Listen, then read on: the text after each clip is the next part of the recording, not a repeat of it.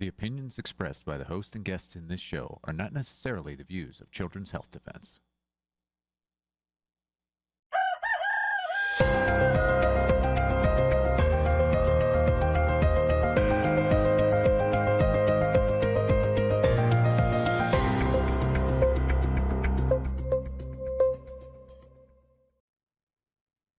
Good morning, America. Good morning, world. Good morning, CHD. Welcome once again. My name is Michael Kane. I am the Director of Advocacy here at Children's Health Defense. Today, we are analyzing two critical cases, vaccine mandate wins and losses. One's in Washington, D.C. One is in Los Angeles in the Ninth Circuit Court of Appeals in federal court. We have Leslie Manookian with Health Freedom Defense Fund, as well as Stephanie Weidel of Feds for Freedom. Feds for Freedom have just had a victory in a critical settlement. We're going to talk all about that. And Leslie, there was a loss, a chilling loss in the Ninth Circuit that could do some damage. So we got to see what's up. We need Leslie's expert opinion on everything that happened and what happens next. It's not over. What is the next step in that case? It's not at the end of the line at all. But first, as always, before we do that, we have news.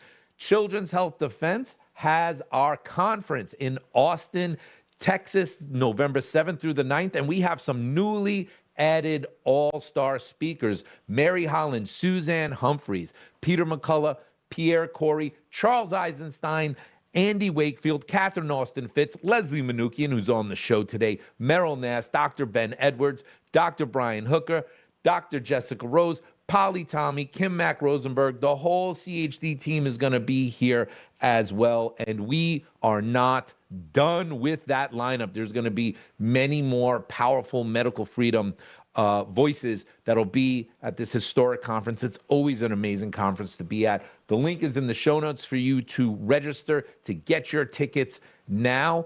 You definitely don't want to miss that. Today in New York, in Long Island, Children's Health Defense is backing a lawsuit at 2 p.m. It's a critical case that could open a path to bring back the religious exemption to vaccination in New York. That's happening today in just a few hours at 2 p.m. at the Long Island Federal Courthouse, 100 Federal Plaza in Central Islip. Starts at 2 p.m. Please arrive early. If you are going to be there, I'm going to be there. Please dress respectful for the court. Some people are wearing pink in support of the young lady who was kicked out of school and is fighting to get back into school because 7 medical exemptions were denied from her. No doctors will vaccinate her, and the school is still kicking her out. When you arrive, please make sure you are pin drop, quiet, entering the court, in the court. That is the most important thing. But please come if you can. There's going to be at least 100 people there. There's a lot of buzz about this in New York, especially on Long Island. The director of the NIH, Dr. Jay Bhattacharya, man, I love so incredibly much, was on Steve Bannon's War Room recently talking about the pulling of over $500 million of investment into mRNA vaccine technology. And he talked about something that actually I really first heard from Dr. Mary Talley Bowden, that the brand of mRNA is simply dead. Let's hear Dr. Bhattacharya now. What Secretary Kennedy did is he ordered that BARDA, which is an agency in HHS, Health and Human Services, cancel a whole bunch of contracts for the mRNA platform for production, mass production, essentially, of mRNA vaccines. The reason that he did that, and I think it's very important for people to understand, is that as far as public health goes, the mRNA platform, as far as public health goes for vaccines, the mRNA platform is no longer viable. If you look at the uptake of the recent COVID vaccines in kids, for instance, it's less than 5% of kids under 5, I think, have taken it. Less than 15% of kids between 5 and 12. Overall, less than a quarter of people have taken it, despite the fact that there's been relentless propaganda and pressure to take the COVID vaccines, the mRNA COVID vaccines, forever, for a very long time, dating to the Biden administration. And so you can't have a platform where such a large fraction of the population distrusts the platform if you're going to use it for vaccines and expect it to work. And what you're seeing with Colbert and those insane clips that you just played for me is frustration, and that because they're no longer getting their way, they no longer control sort of the cultural high ground, where they can essentially bully people to take a product that people don't want. When people have lost trust in a product or technology like that, you're gonna have to. The only way forward is to be honest with people about what you know, what you don't know, and then give excellent evidence, reason with people. This kind of like sort of mocking and bullying has no place in public health. And Colbert has done tremendous damage to public health. I think for several years now with this kind of like relentless propaganda and then now bullying. It's very unfortunate. I agree so much with Dr. Bhattacharya there. When he mentioned Stephen Colbert, when the $500 million was pulled from funding for mRNA vaccines, Colbert went on his show and was very vulgar and put the middle finger up to Bobby Kennedy. And that's what Dr. Bhattacharya was referring to. But I found it interesting that Jay Bhattacharya wasn't talking about efficacy of the vaccine and safety, which I have big issues with. He was simply talking about market forces. That how are we going to give a vaccine that's supposed to immunize the entire population to 25% of the people? It's not going to happen because the people lost trust. Fascinating. SCOTUS blog recently put out a blog about a lot of cases, including Kane versus City of New York, formerly Kane versus de Blasio. These are New York City teachers, including me, that are fighting over being fired over the vaccine mandate. The case is backed by Alliance Defending Freedom, Children's Health Defense, Sujata Gibson, and Nelson Madden Black. Also in SCOTUS blog, they talked about multiple vaccine cases that are in front of the court right now. There was 4 or 5 of them across the country, at least 2 from New York, one for adult vaccine mandates, one for Amish children in their own private schools, who the schools are being fined today for the fact that the kids aren't vaccinated when they're in their own community with no outside people interacting with these schools and these people. It's unbelievable. For me, so it's a little unsure if Kane will get accepted by the Supreme Court, because it's always like a lottery pick when you have so many vaccine cases all seeking a cert petition this fall. On the other hand, it shows the court this issue going away.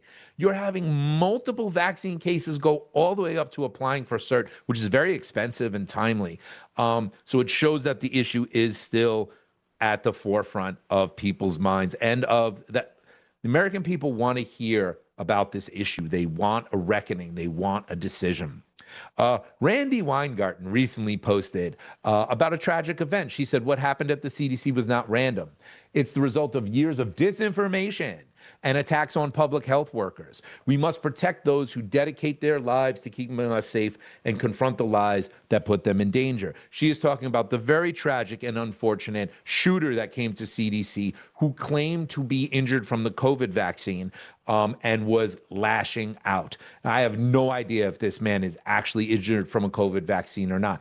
I replied to Randy, because Randy and I have a little bit of a past on these issues. I replied and said, what happened at the CDC was frightening and tragic. There is no defending the actions of this sick man. Violence is no solution. But the disinformation came from you, Randy. It came from those like you who lied to force unnecessary vaccines on people like me to keep my job as a teacher. I was fired for not getting the shot. In fact, the CDC told the truth in August of 2021, saying the COVID shot did not prevent transmission. We could take that down. So the CDC told the truth about that, but Randy still forced me to get a shot that wasn't going to stop transmission. So there was no justification for it. That's not disinformation. I think that is disinformation. Randy, my reply to you has more likes and more views than your post. Why aren't you replying to it? You know who I am. You've been on this show. Reply to it. Senator Ron Johnson. Oh, just always the hero. In a letter to U.S. Secretary of Defense Pete Hegseth, Senator Ron Johnson cited a Daily Caller article that exposed how some veterans who refused the COVID-19 shot still haven't received back pay, despite an executive order President Donald Trump signed in January. In an email interview with the defender, Dale Sarin, lead attorney in military back pays cases, broke down why some ousted military members are falling through the cracks of Trump's executive order. Sarin said military back pay was grateful for the order and Hegseth's actions to implement it. However, the order focused on reinstating members, so any back pay or other relief was contingent upon returning to service. So back pay is not happening based off of the executive order to everyone that was fired. You have to come back. The devil is in the details, isn't it? Always. Shout out Donald Trump. Shout out Pete Hegseth for what they did. It's bold and brave what they're doing, but we got to keep pushing because bureaucracies, military bureaucracies, all bureaucracies exist to keep themselves going and sustain. We need to keep pushing. We need to keep fighting. We need to do as much as we can in all of these directions, in all ways. Speaking of the vaccine mandates, I just want to bring up again, firefighter FDNY O'Brien Pastrana, a judge has ruled against this firefighter injured by the COVID shot, not once, but twice, essentially saying that your employer can mandate killing you. That's really essentially what has happened here. He was injured by the first shot. The second shot, he said, I can't take this. They said, you have to, or you're going to lose your job. And he did, and now he is permanently injured for life and can never work again. We talked about this with Sujata Gibson last week. I just wanted to draw attention to it again because it is just one of the most tragic stories I've heard in a long time. A variety piece is actually a little bit of good news here. We have another settlement. Gina Carano and Disney settle a legal dispute over Mandalorian firing. We look forward to identifying opportunities to work together in the future. Gina was fired because she didn't get the shot. She sued, and Disney has gone into a settlement with her. I believe it sounds like it's an undisclosed settlement that's, under wraps that we can't find out about. And lastly, Defender covered the piece we're going to talk today about. Bring Stephanie on. DOJ settles lawsuit against Biden administration over COVID vaccine mandate for federal workers. And with that, let's bring on Stephanie Weidel with Feds for Freedom. Stephanie, thank you so much for joining us this morning. Thank you so much for having me, Michael. It's really good to be here. So Feds for Freedom were against the federal COVID shot mandates that were happening under the Biden administration. Talk to us about the case, how it formed for people who aren't already familiar with it. Right. So September 2021, Biden came out with the COVID-19 vaccine mandate for all federal employees. He had one for the military, there was one for federal employees, and one for contractors in the OSHA realm. So ours was specifically for federal employees. And within a week, a group of federal employees formed to fight back. And within a couple months, we had an organization, and we went to Boyd and Gray, then Boyd and Gray and Associates, now Boyd and Gray PLLC, and asked them to defend us and sue the government over the illegality of the mandate. And so that was launched in late 2021. And an injunction was received in the Fifth Circuit Court in January of 2022. But that wasn't the end of the road for the federal employees. Now, some federal employees actually had been fired right before that injunction came through. Our lawyers went to those agencies, asked that they be reinstated as they were fired less than 24 hours before the injunction came out. The agencies refused to take them back. Unbelievable. But what happened after that is that our employees were coerced into testing and masking. They were barred from their workplaces based on their vaccination status. They were investigated. They were labeled insider threats. They were forcibly removed from buildings and from their key positions. They were pressured into acting against their conscience. So this is all happening within 2022 after the injunction was gotten. After that, a lot of EEO, equal employment opportunity lawsuits were launched, and class actions were launched. But the lawsuit with Boyd & Gray and Associates that challenged the illegality, in which we just got a settlement, that was actually a higher court said, actually, the injunction needs to be lifted. We appealed, got an en banc hearing in late 2023, I believe, or maybe that was 22. Then it went up to the Supreme Court, was bumped back down, sat there for quite some time, just with an injunction, saving our 400,000 people's jobs, federal employees' jobs. And that injunction was in place until spring of 2025, just a couple months ago. And at the time that Trump came into office, our lawyers went to the DOJ and said, could you give us a full win? And they said, well, no, we can't quite do that, but we're going to do this. And so for the next couple of months, they were negotiating, and a settlement was reached just last week. Wow. You did a great job of breaking that down, like really, really quickly as well, too. So it's also fascinating to me that your lawsuit went to an en banc hearing when they call a large amount of judges because that's exactly what happened with Leslie Manookian and her case after we're bringing her on. So in the settlement, there is now a memo from OPM. Let's put that memo up.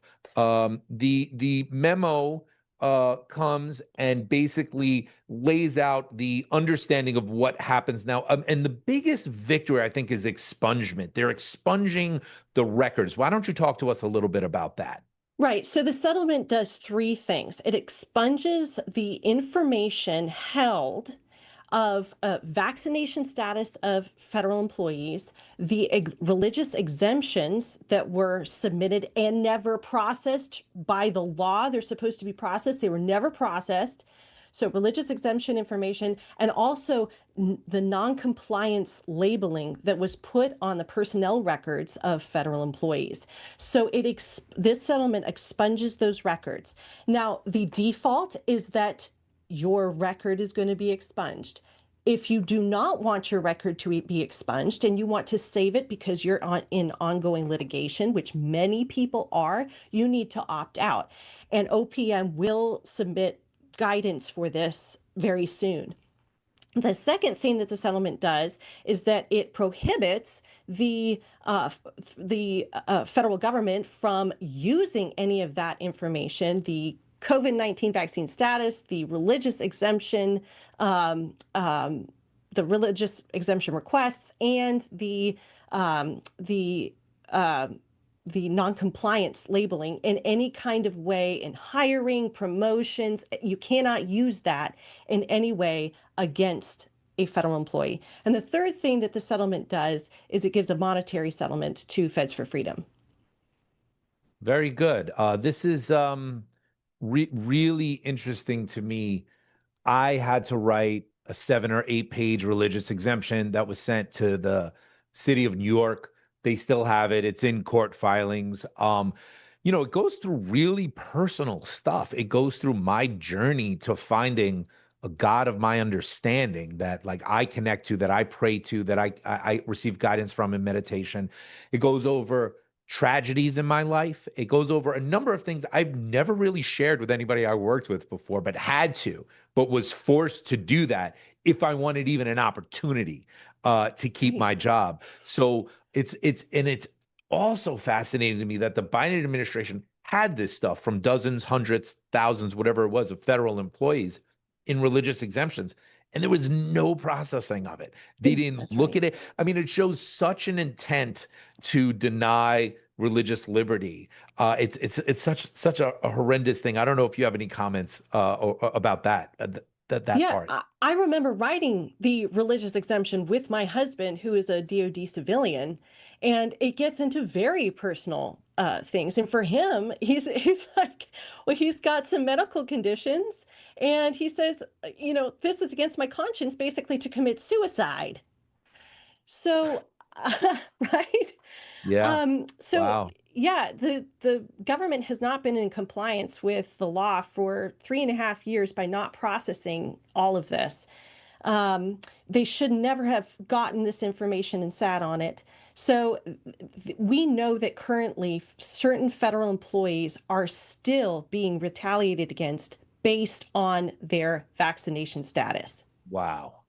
So Can you, I know I don't want you to give, anyone's identity or anything, but can you speak to one or two examples of that? What's happening in 2025 sure. with Trump elected as president right now? Sure. So there's one former board member who was immediately retaliated against. Now, no, all Feds for Freedom board members in some way were retaliated. So investigated, clearances brought up, put into, questioned. But we currently have a former board member who got a labeling as of non-compliance back during the COVID years, but for little things that have gone wrong, that were done incorrectly, that should be just a slap on the wrist for him in terms of discipline, they're now talking about suspending him for weeks.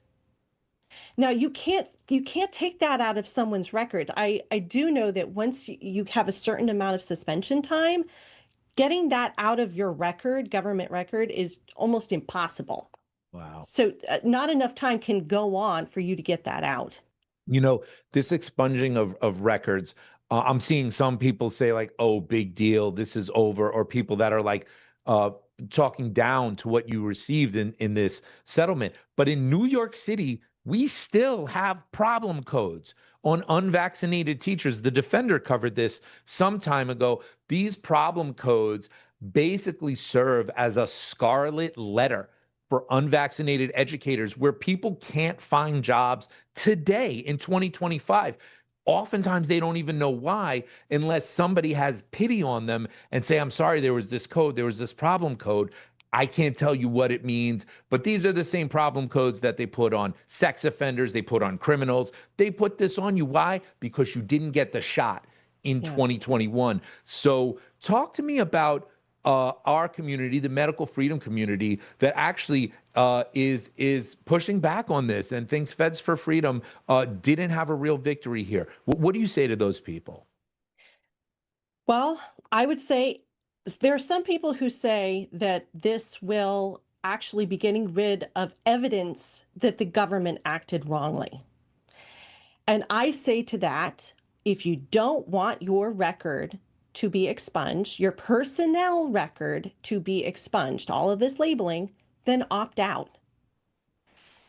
I disagree that this is getting rid of evidence. I think there's plenty of evidence showing that the government was acting illegally, and everybody has been keeping their own records for some time. Everyone who was standing up from the very beginning, we were trained. We had trainings from people who knew how to keep your records.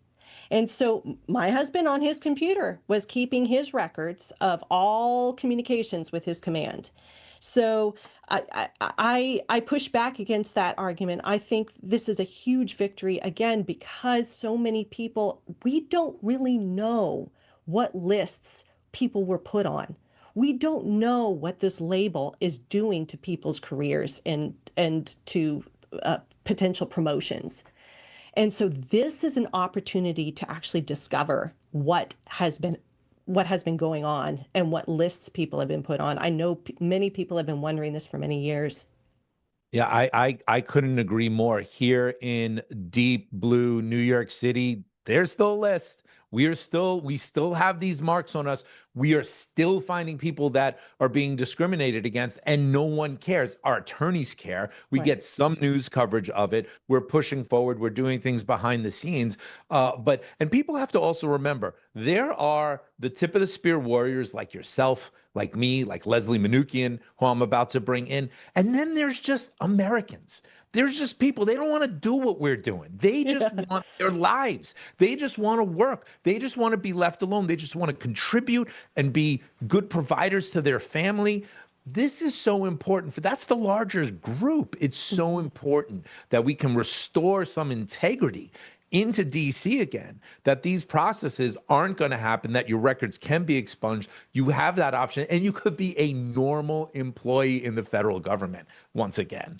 Right. I think one thing that Feds for Freedom can really do to change the system is absolutely make sure that the records are expunged. So that's what we're going to be sending in Privacy Act requests, FOIA requests, giving federal employees the templates to do that on their own, sending in a petition ourselves, our organization, just making sure, asking, expecting to see certificates of destruction. So that's where this, I think, is a huge win. It does not keep a mandate from happening again. It does not reinstate federal employees, but it moves the needle enough. And our goal is accountability. And I think this is one more step towards accountability. You know, the last thing I'm going to say, then I'm going to bring Leslie in. I want to hear her comments on this too, is that so many in our movement saw Trump win, saw Bobby get in, and then the next, like, following Tuesday wanted it all to change. And listen, you're in federal government. You know it doesn't go that way. I mean, you know just the layers of nonsense and bureaucracy and the way that this happens. I could not agree with you more. Your settlement is not the be all and end all. It's not the end of this game, but it is such an important movement in the right direction. And my hat's off to you and to all the work that you've done. And let's bring on Leslie Manookian. I'd like to get her comments on this as well, too. Leslie, it's so great to have you once again. Good morning, everybody. So great to be with you. And congratulations to you again, Stephanie. I'm just thrilled.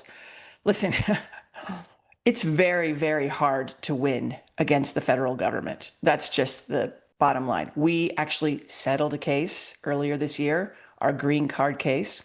So Health Freedom Defense Fund had sued the federal government over requiring green card applicants from abroad to obtain the COVID shot. They were still doing that this year. They were making people who applied for consular applications for COVID shots from abroad to submit proof of COVID injection in order to get, even just to apply. They had to prove that. And so we sued over that.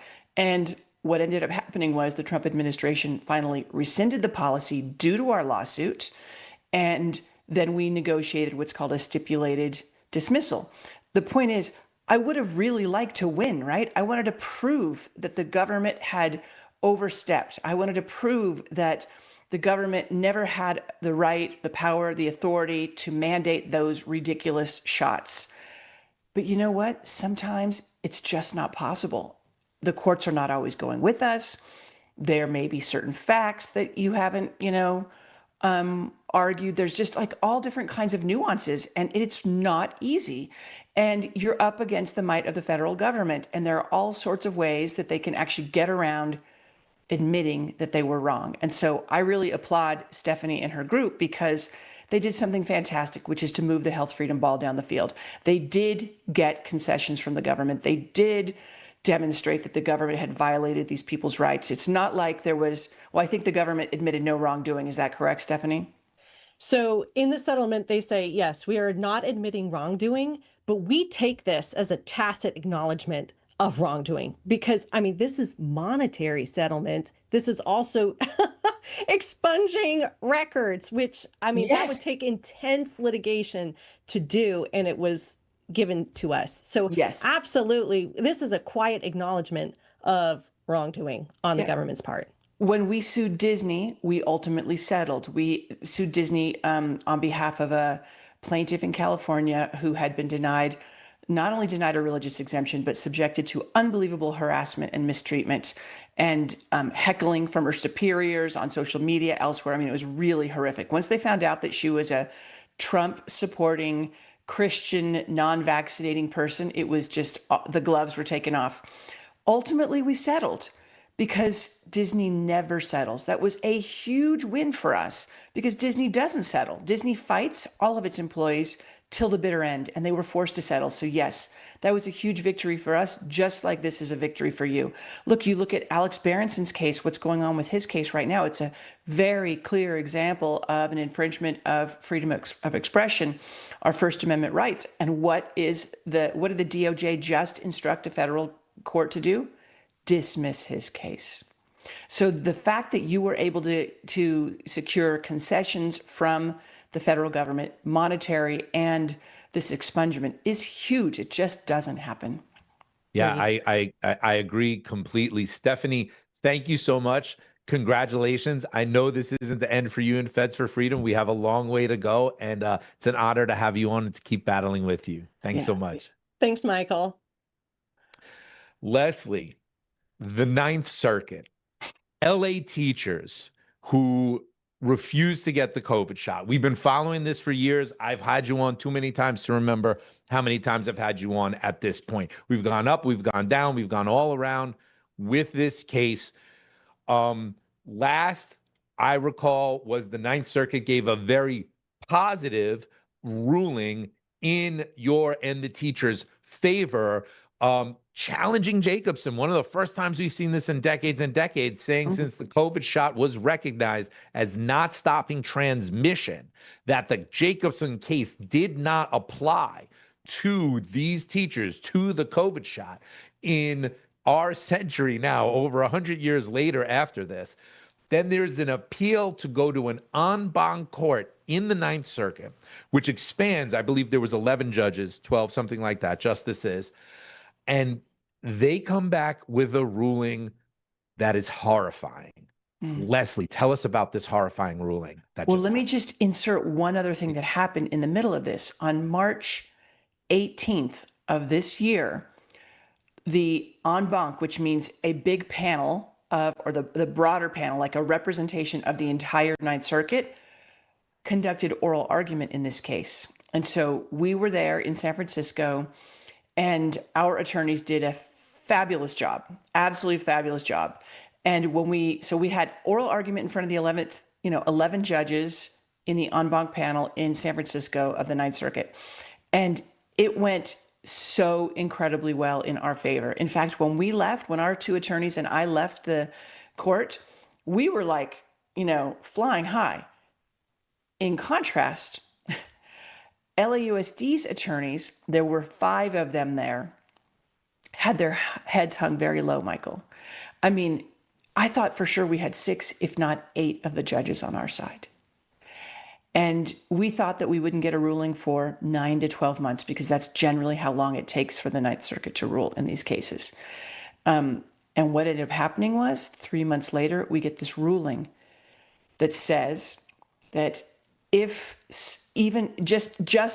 a health official or the school district could have believed that the shots help an individual, not public health, an individual, then the school district was justified in mandating them for employees.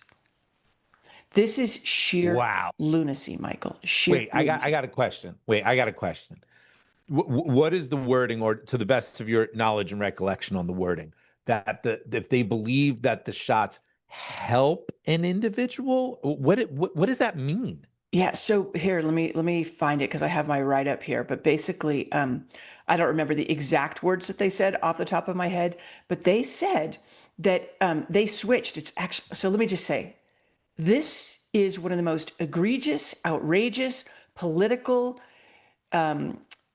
decisions. Let me say that again. I want to be really clear. This is one of the most egregious, outrageous political rulings ever issued by a appellate court in this country, in my view. Really, truly. They specifically state that all that was necessary for health officials, not even health officials, for the school district. Since when is a school district empowered to make health decisions for anybody, public or individuals? But they said as long as they could have believed the shots would help individuals, then they were justified. They had a reasonable basis for mandating the shots. Now, let me just see. That's insane. It is insane. That's insane because we already have Supreme Court rulings that say you can't mandate something for me that will save my life because Here's what I decide that. Yeah, and there's tons of Supreme Court jurisprudence upholding this. This is what they said. Judge Bennett, who wrote the majority opinion, said, the Second Amendment complaint of plaintiffs concedes that COVID-19 vaccines, quote, lessen the severity of symptoms for individuals who receive them. From this, the court wrote that as long as LAUSD could have reasonably determined that the vaccines would protect the health of its employees, they were justified. Literally. Now, But Michael, let me just say this is so important. In this paragraph, they are talking all about public health. And then through a very, very clear sleight of hand, they switch to individuals. Well, it's a weird line because they say to employees. Well, help your employees. How? Is that public health? Is that your individual employee? That is totally a 3-card Monty sleight of hand. Yeah. That is terrible. Yeah. They say, as long as it would protect, that's it, the health of the employees. So if it helps your health in any way, if it keeps you from getting super sick or being hospitalized, that's enough for them to justify. But that's illegal. That's illegal. So, I've talked about Washington versus Glucksberg, Washington versus Harper, Griswold versus Connecticut, Cruzon versus Director of Missouri. I've talked about all these cases. All these cases in the last 60 or 70 years had determined that we have a zone of privacy around ourselves into which the courts may not intrude. That's Griswold. Then in Washington versus Glucksberg and Harper, it goes further and says that you can refuse unwanted medical interventions. And then in Cruzon, it's you can refuse unwanted medical interventions, even if they might save your life or prolong your life. So we have so much jurisprudence about this. And Jacobson from 1905, which the court is hinging its entire case on, doesn't say what the Ninth Circuit says it says. It absolutely does not say it. And let me just say, for the record, I believe that Jacobson is a moral stain on our society. No one in government has the power or the moral authority to tell us what to do with our bodies, what to inject into ourselves, what medical interventions to submit to. And the idea that that was considered acceptable in 1905, I don't really give a damn about it. In 1905, I couldn't vote.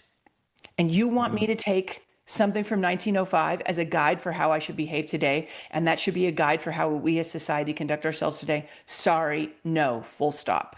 I am so over this. Leslie, there was a dissenting opinion from not all the judges went on board with this. There was a dissenting opinion that said, no, the majority is incorrect here. Can you talk about that dissent? I think that's important. Let me just say, so oral argument went unbelievably well for us. We walked out of there flying high. This ruling is released 3 months after oral argument on March 18th. That kind of expeditious reply is unheard of. That doesn't usually happen. So that's very strange. The idea that the court even took it en banc is very strange. You are not allowed to take a case en banc just because you don't like the smaller panel's ruling. You have to believe that there was a major issue at stake, some major question that conflicted with the Supreme Court or other major legal decisions. You have to believe that there was something that they really got wrong and that's a major issue for society. And none of that was accurate. They just didn't like it. So I believe that this was a foregone conclusion. And here's the thing. Even though those judges seem to be on our side, not a single one wrote a concurrence to the majority opinion, Michael. So eight judges basically supported the majority opinion. None of them bothered to write a concurrence. How outrageous is that? Okay. Actually, it might have been 9. Well, one of them said it was moot. So there were 3 dissents. One that said that the case was moot and shouldn't have been tried. So he was not in the 8. And then Judge Lee wrote a blistering dissent. And he was joined by Judge Collins, who was on our first panel, and Judge Collins has been absolutely brilliant throughout this whole thing, but so was Judge Lee. And let me just read what Judge Lee wrote, because it is a perfect summary of what this ruling means. He says, as a practical matter, I fear we are giving the government a blank check to foist health treatment mandates on the people, despite its checkered track record, when we should be imposing a check against the government's incursion into our liberties. Oh, that is beautiful. That is beautiful. That was our case. That was exactly what we argued in our case, and we are right. And you know what? I believe this with every fiber of my being, every cell of my heart, that we are right morally and legally on this. Nobody has the power or authority to tell you what to do. But even if you could argue that a vaccine has a public health benefit, it's got to, even if you could argue that the government rather has the power to mandate a vaccination, that is predicated on the fact, on the proof that that shot actually has a public health impact. And we knew very clearly from late July, early August of 2021 that the shots didn't stop transmission or infection, Yes. because the CDC director said that they Yes. can't stop transmission or infection. And we pled that. And yet the court just dismissed it. The court dismissed it offhand. And here's the other thing is the court broke its own rules in order to vacate the panel's decision, because we just argued that the court needs to give us the right to go back to the district court and make our case, present the facts. The law says that anything that plaintiffs pledge or allege, so anything that they plead or allege in their complaints, must be accepted as true as long as they are plausible at that initial stage. And that's not what happened. The court now, the en banc, just dismissed all of that. And they're not allowed to do that. And so I think the positive here is, although I'm very, nervous about taking this up to the Supreme Court, because the last thing I want on my shoulders is a Supreme Court upholding Jacobson or in some way affirming it. I think that this is so egregious it has to be appealed, because what the Ninth Circuit has essentially done is lower the bar of Jacobson. Jacobson was predicated on the belief that a vaccine that had been around for 100 years, the smallpox shot, actually stopped transmission and infection and protected the community. Whether that's right or wrong, I'm not arguing that right now. The belief was predicated on that. The ruling was predicated on that belief. Yep. Okay? No one believed that. At least anyone who was educated. If the people at LAUSD believe that, that's because they were uneducated. And that is not my problem or the other plaintiff's problem. The fact of the matter is that CDC knew, CMS knew in September or October of 2021 that the shots didn't stop transmission or infection. And let's not forget, this is something the en banc panel mentioned as well. On September 1st, of 2021, the CDC changed the definition of both vaccine and vaccination to take immunity out, and they inserted protection instead. All that needs to happen is there needs to be some kind of protection, that the body has, some kind of protective response. That's all it is. So the entire notion of Jacobson being predicated on immunity conferred to public health is completely eviscerated in the Ninth Circuit's ruling, and this has to be overturned. So I think they've actually really shot themselves in the foot here, because they're arguing something that's so outrageous and inconsistent with all of the recent Supreme Court precedences in the last 50, 60 years, that I think it has to be narrowed. There's no way around it. Leslie Manookian, a founder and president of Health Freedom Defense Fund. You're going to be at the CHD conference in Austin, Texas, November 7th through the 9th. Just so happy and lucky to have you.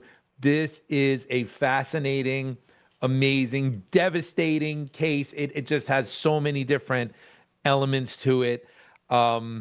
We are out of time now, though. Yeah.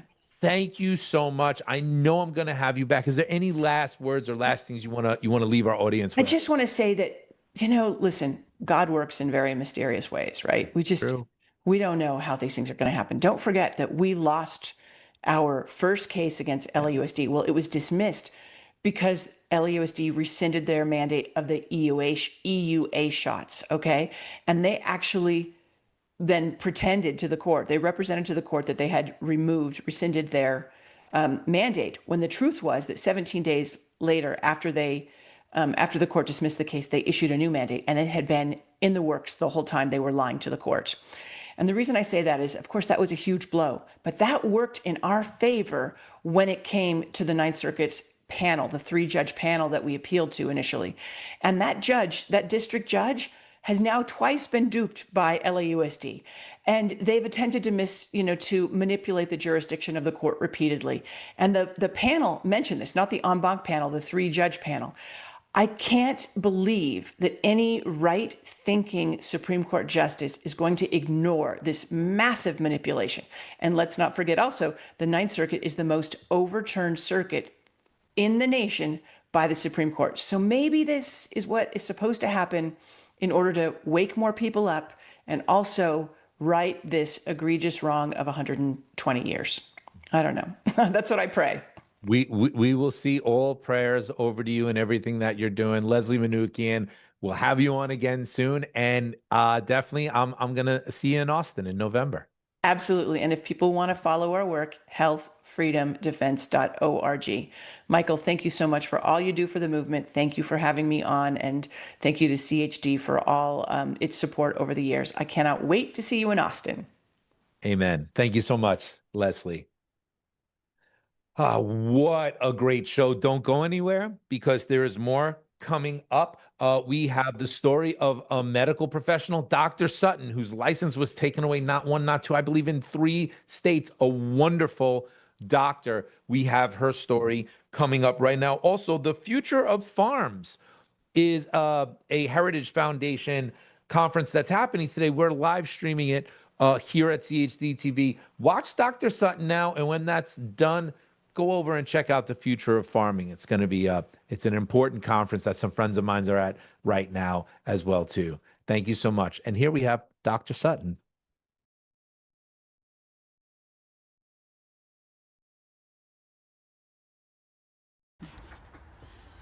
Okay, we are live now. Thank you. So can you tell everyone who you are? My name is Kelly Sutton, MD. Okay, and what kind of a doctor are you? I've done medical practice for 50 years, mostly family practice based on a background in internal medicine and then pediatrics. And I've gone into integrative medicine. And so can you tell everyone your stories? I know it's quite a long one, but if you could just tell everybody so we could catch them up to where we are. So just briefly, I was practicing in California starting in 2005. And around 2011, there was a push by Senator Pan, who's a pediatrician and at that time was a state senator, to control how people were able to give their children an exemption from vaccines. So the first step was a bill brought to the legislature in California in 2011 that said no parent can sign a personal beliefs exemption saying my child will not get 1 or more vaccines unless they get counseled by a doctor or a school nurse. And so it didn't seem to me that doctors should be taking part in evaluating people's religion or beliefs, and that was not an appropriate role for a physician. But the bill passed, and then in 2015, a more stringent bill passed called SB 277 that said there are only medical exemptions allowed for any child who does not want to take their school vaccines, and parents must get a medical exemption from a doctor. So this was written in the law as being very broad discretion for the doctor, and many parents came to the Capitol and protested, thousands, day after day, but nonetheless this passed. In retrospect, it was found that some of the statistics brought to the California legislature were falsified, and so the legislators thought literally that if they didn't pass this bill, people would die because there would be so many exemptions and so many outbreaks that they had to pass this law. So soon a group of doctors found one another called Physicians for Informed Consent, and we began working together to understand what was this law and what were the reasons that a person might not want to have a vaccine that a physician should back. And in my research of the literature, there was 4 areas in which vaccines caused injury. Those were the vaccine reaction itself, neurologic issues, sometimes in the normal development being delayed, allergy issues, and autoimmune disease. So I began doing vaccine exemptions and stayed in touch with this group as more knowledge came out about how the vaccine exemptions worked and what the literature was saying. Pretty soon there was a lot of stories by Senator Pan in the media saying that greedy doctors were selling vaccine exemptions. And so we started to be getting a bad rap in media, even though we were not giving exemptions for very high appointment charges. That was never brought as a charge against any doctor, against me or any doctor I know of. And simultaneously, but unknown to me at that time, one of the public health doctors created what she called the pilot project, which was to seek all exemptions in all counties in California and review them at the behest of the school officials or staff and give to the medical board and the Department of Public Health the exemptions that they thought were erroneously done. So this put the school nurse or school admissions agent in the role of judging a doctor's judgment and essentially stepping towards practicing medicine without a license. And it is these kind of exemption collection processes that were not done with the parents' permission or the doctor's knowledge, but it began to collect the names of a whole bunch of doctors who were writing exemptions in California. The outcome of this was that a number of doctors got investigated, and I was in that group. In 2019, the California legislature passed a different law that was much stricter than SB 277. Its number was SB 276, and it required the doctor to do a physical exam, get the records from a prior physician, not charge for any exam related to a visit regarding an exemption, and that a doctor could do no more than 4 medical exemptions per year or they would be automatically investigated. So, and that we had to follow the ACIP guidelines, the American Committee on Immunization Practices. I might have the A wrong, but it's ACIP.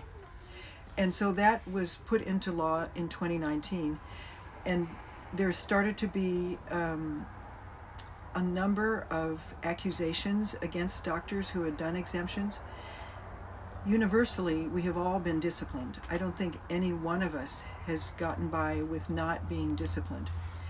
And also, to my knowledge, universally, the medical board applied the standard of care from the 2019 law instead of from the 2015 law, even though we were all practicing and writing exemptions in that 2015 on time period to 2019, but not after 2019.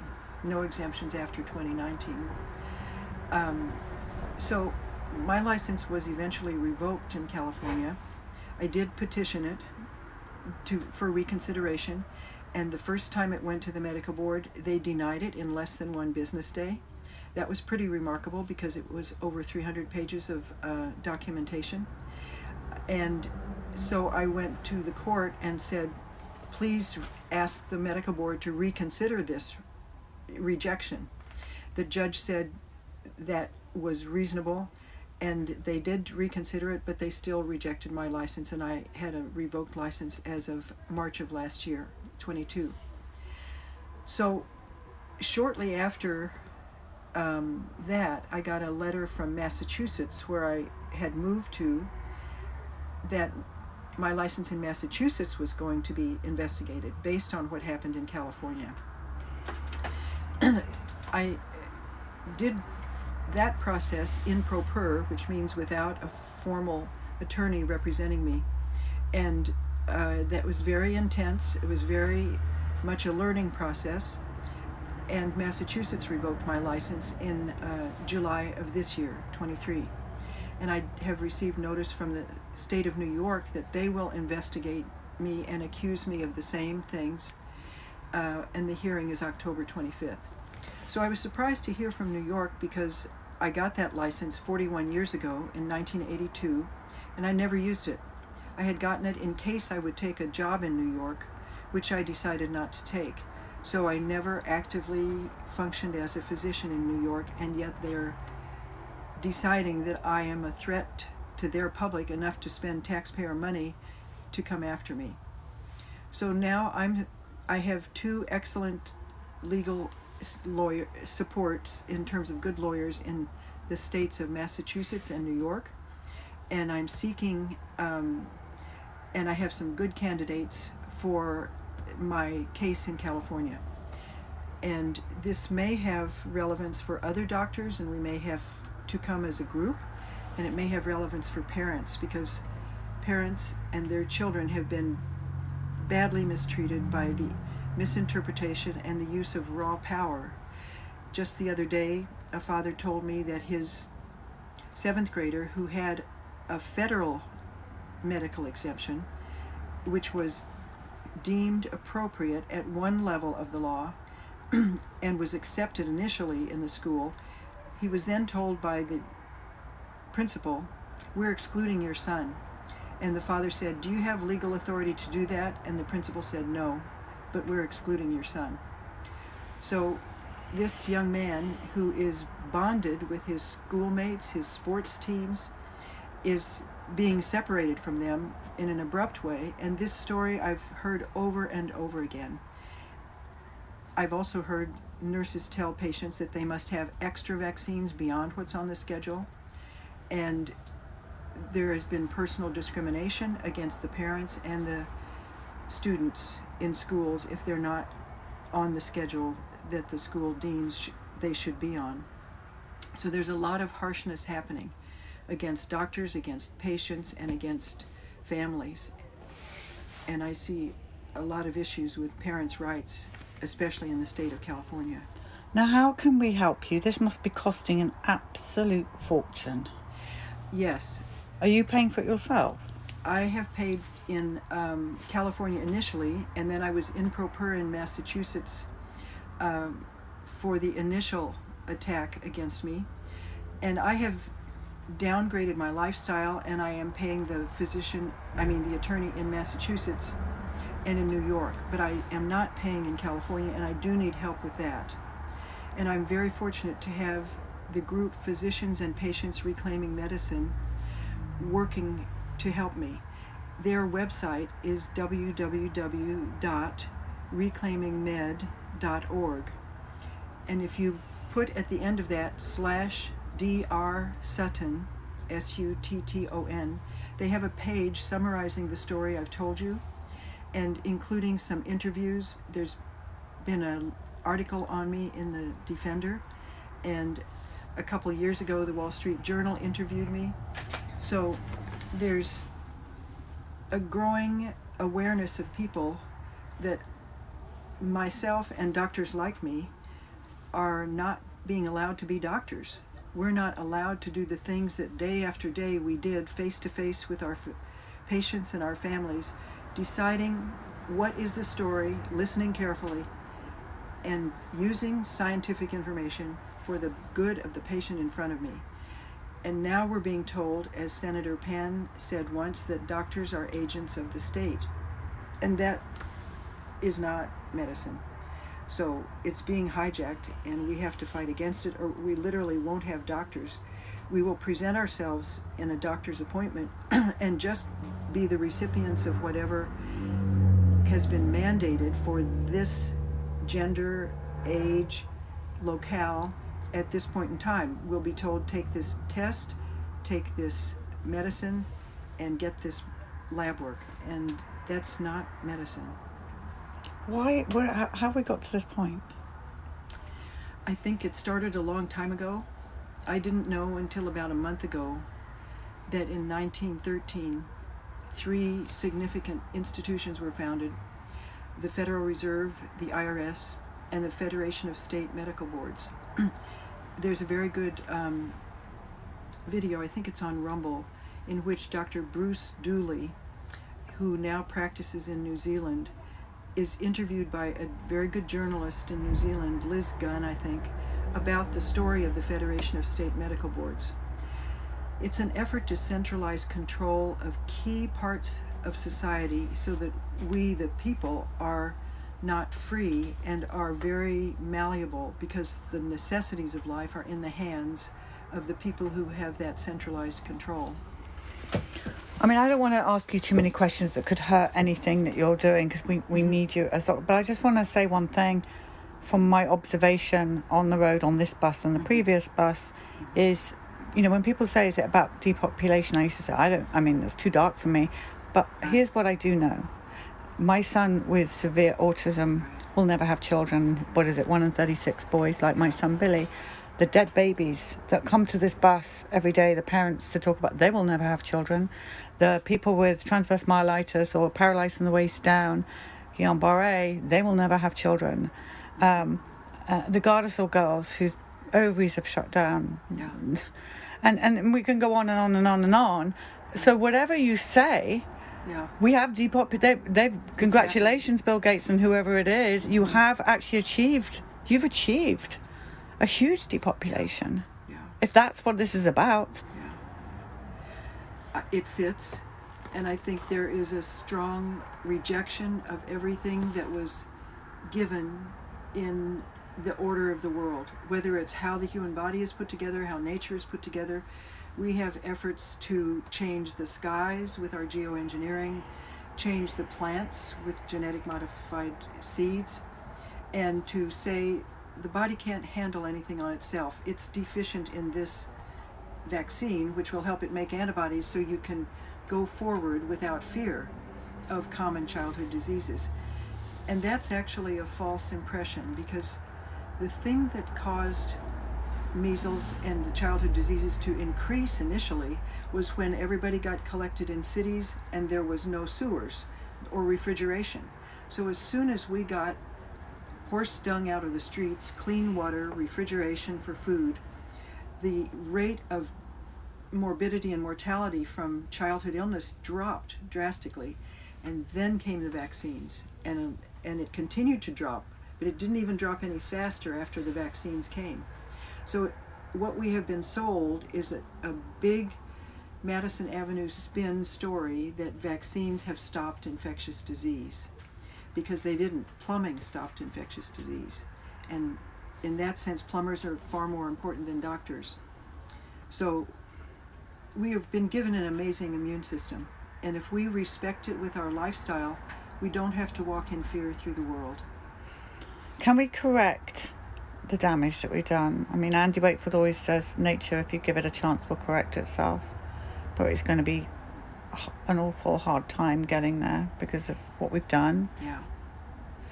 I think there's always that possibility, because I've heard that there are places where things were so polluted they thought it would be 30 years before any fish would come back, and they're back in 10 years. So there's things in nature that we don't understand, and we have to have this huge respect and gratitude for that the system itself is what gives us this stability. And the DNA structure is very stable. It wants to go back to the pattern that holds steady the formation of my body as Kelly Sutton, yours as Polly Tommy, because that's there as a guide to keep us consistent. And it keeps oak trees as oak trees and human beings as human beings. And we just need to give that space to work.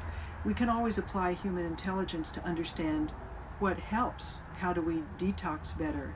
Is there a place where something has been attacked, and the use of ivermectin or any kind of healing modality that we want to consider could be of value?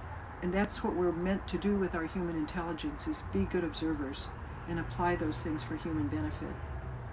When people heard that you were going to be on the bus today, there are people at Children's Health Defence, and there are people that we know around the world, really, that wanted me to thank you so much for everything that you've done for them, some of them personally. And so really thank you for just being a brilliant doctor. I'm not brilliant, but try to listen to my patients, and they always teach me. And I'm always inspired with what parents have gone through.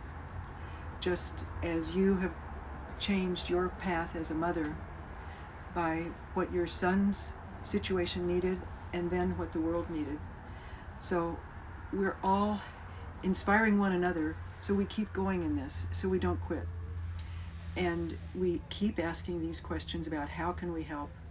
And sometimes the help is uncovering a new valuable food that helps a thing, or it's a way to make community happen. So any of those things is what this is all about. And we have to say deep, deep thanks to the original martyrs who gave the most in not fulfilling their human potential in this lifetime, so that we could see and feel that and respond to it, because it motivates us. And these children and their families are the ones who make us do what we do. Thank you so much. And once again, just tell people, if you can, viewers, please do help Dr. Kelly Sutton to get through these legal cases. It's vitally important for us all. Thank you. I appreciate that. Could you just tell us where to go again? Oh, yes. www.reclaimingmed.org/Dr. Sutton. Thank you so much. Thank you very much.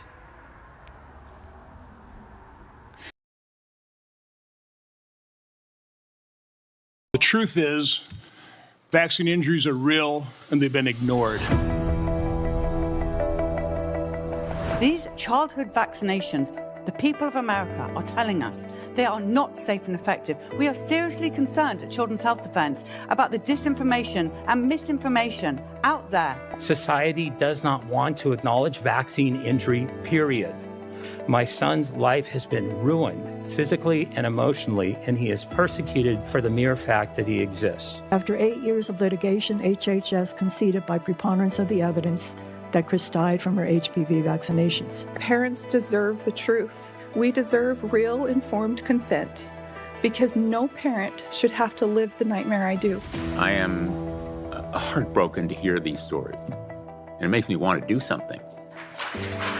How about we ban pharmaceutical ads on TV? I've advocated it, and you have a co-sponsor. The government has decided that this particular industry doesn't have to be liable to anybody. I am extremely suspicious, as a lawyer, of immunity that is granted in any blanket way across the board to any manufacturer or to anyone. So if we're gonna do something, the North Star has gotta be medical freedom. I get to decide what's good for me and my family with proper information. And if I'm given improper information, just like in any other industry, there's gotta be accountability. No more Pfizer-sponsored science. We need independent science. I am competing against a pharmaceutical lobby of 1,600 lobbyists. That's 3 lobbyists for each member of Congress. This is insane. Everybody sitting here, bar 2, vaccinated their families with catastrophic results. Over 12,000 signatures on those 2 buses of death, death, death. When will enough be enough? How many more buses? So this has to stop. And we implore you, please, to follow us at Children's Health Defense. At least break down the truth and get to the truth behind the science of what is really happening.